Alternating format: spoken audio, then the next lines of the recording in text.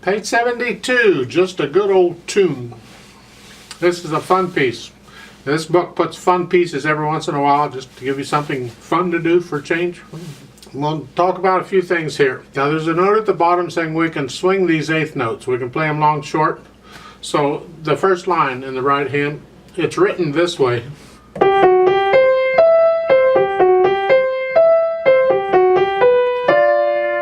I'm going to play them this way.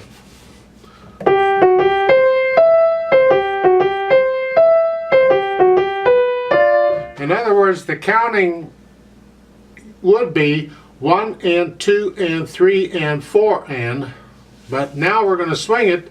It's 1 and 2 and 3 and 4, and that's how you actually think about counting. Now it's only eighth notes that are swung, it's nothing else. If you're playing 16th notes or something, you got to go back to 1 E and a 2 E and a 3 E, and then it goes back to even. But eighth notes we swing them. Not a lot to point out here. I'd like to just point out a few things. Just briefly in the right hand, the fingering at the beginning is fine. There's other fingerings we could use. I could use a 3-2 and then a 1. But then when I come back down, I'm here again. I'm out of position. So just as well use a 1-2. And that's fun. If the tied notes are causing you problems, take out the ties temporarily and play all the notes until you can get that.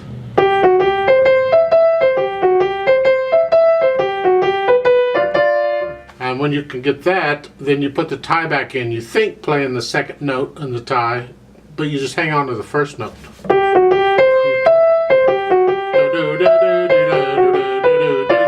Takes a little practice. You'll get it. Second line, a little tricky on the first measure. You need to be able to do this, so I encourage you to work on that. That fingering, you got to be able to do that fingering. You should be able to do it in both hands. Wouldn't hurt to practice it in both hands. Just pick some notes, and then we want to. That works. It sounds terrible, but that works. I'm mirroring the hands. The idea is to develop both hands, not just one hand. Fourth line down, last measure. Look, you're up here. Watch the fingering. Bring the fourth down, and then. Now in the last line, this is tricky because you're playing the last note in the fourth line with a thumb, and now they want you to come down here and use thumb again immediately.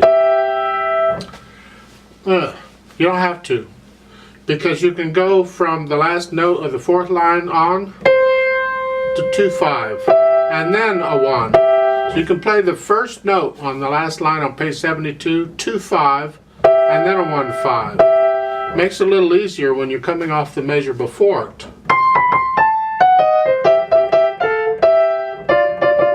And I'm using 1-5 on all of these, just a wrist action. Don't forget the accents. It goes back on page 73 to what we've already been doing and having a lot of fun, and that's basically it for the right hand. I'll point out some other things a little bit. The left hand has this accompanying figure, but let's look at this first measure on page 72 for the left hand. These are the notes. You have a C, and then you have this chord, and then this chord. I hold them all down. It's a C chord, second inversion, extended. That's the fingering I'd use. Therefore, I want to use that fingering in the piece. So rather than fourth finger, I'm going to use third finger on the C. And separate these. They're not necessarily a short staccato, but separate them. Now, the last measure on the first line, you can use fourth finger on the B. Fifth if you want, but the fifth doesn't have to do everything. I mean, this is the fingering, except we're using 1 and 2 up here, so, and it's separated. We're not playing them legato. If we were playing them legato, you'd pretty much have to use fifth finger, but we're not, so it's fourth finger works. Try and get to where you can do that without looking at the keyboard. Third line down, last measure, this one. Again, I'd use fourth finger on the E. the next line down, it's the fourth line, second measure. They say fourth finger. I use third finger because this is the chord. That's the fingering.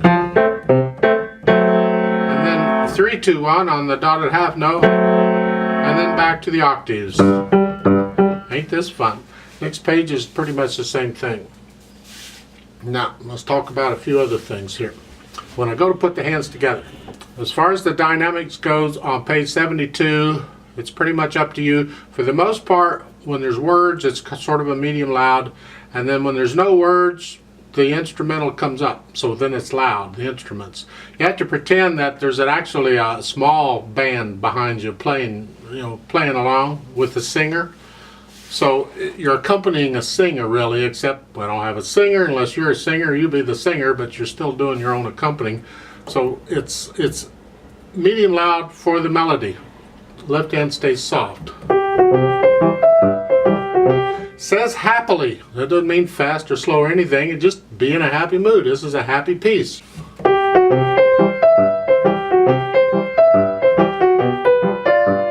And then in the second line, that's loud. There's no words here. Now there's not a lot of difference between medium loud and loud. It's just a little louder. So whatever your medium loud, just bring it up a little.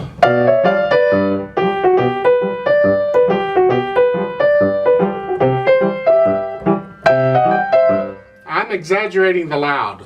I don't mean to startle anybody. The point is this has to be louder than the stuff with the words in it.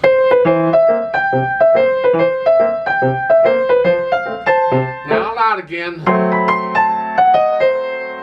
And there's a crescendo where you're going to come back down to a medium loud. Now you can come down softer. You can actually get to a medium soft, but when you go to the last line with the singing comes in, you're medium loud again. So the idea with coming down more than that is so you exaggerate the decrescendo and it makes it more hearable.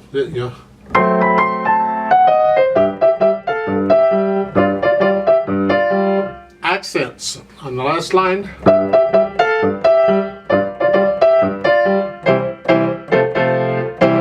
That's loud. But the accents make it loud. It doesn't say, but it is. Just a good old tune, yeah. Then over on page 73, we have more in the dynamics, but there's no words to start with. So you start out soft in the statement reply. Statement is here. Reply. So the statement is soft. Usually it's the other way around, but this is what they're doing.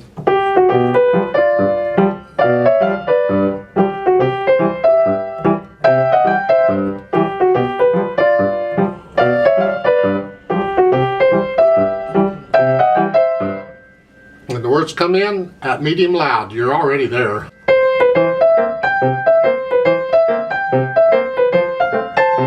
Loud. Then come down off it and then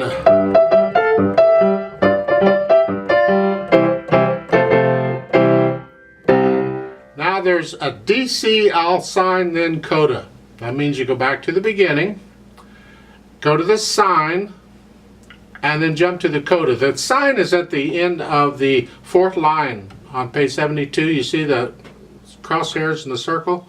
When you finish that measure, this one, except you're actually up here, then you immediately jump to the coda and you're moving around. There's a note at the beginning. Second time, play both hands 8 VA. So over on page 73, when I get down, I finish the fourth line. Both hands have to come up, and I suggest when the right hand is done, you immediately get it up there where it goes, because the left hand's got to go up. You got to figure out where you're going. There isn't any time. So here, get right on that G, and then the left hand can come up. Remember to bring out the top notes, the right hand, so keep the left hand soft. See, the higher up you go on the keyboard, the harder this is to do. So you may have to exaggerate it a little more. So it's here.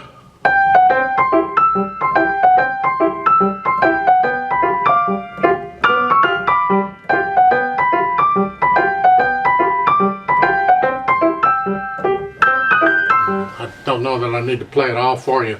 But when you get down to the end of the fourth line there, right before the coda, you're up here.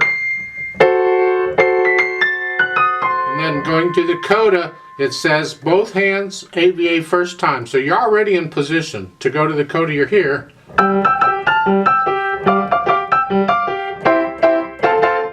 And you yell out once more. Don't know why, but you do. And then it says both hands local second time. That means you come down to where it's written, down here.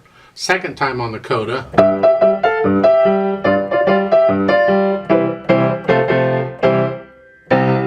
And you're done. I don't know that we need to have a play with me. I don't think I need to demo it. I just did, sort of. It's up to you on how you want to play. Just have fun with it. You want to change the fingering? Go right ahead and change it. I don't care. Fingerings are suggestions anyway. And any fingering I make is a suggestion. Other people would come along and finger it differently. And that's okay.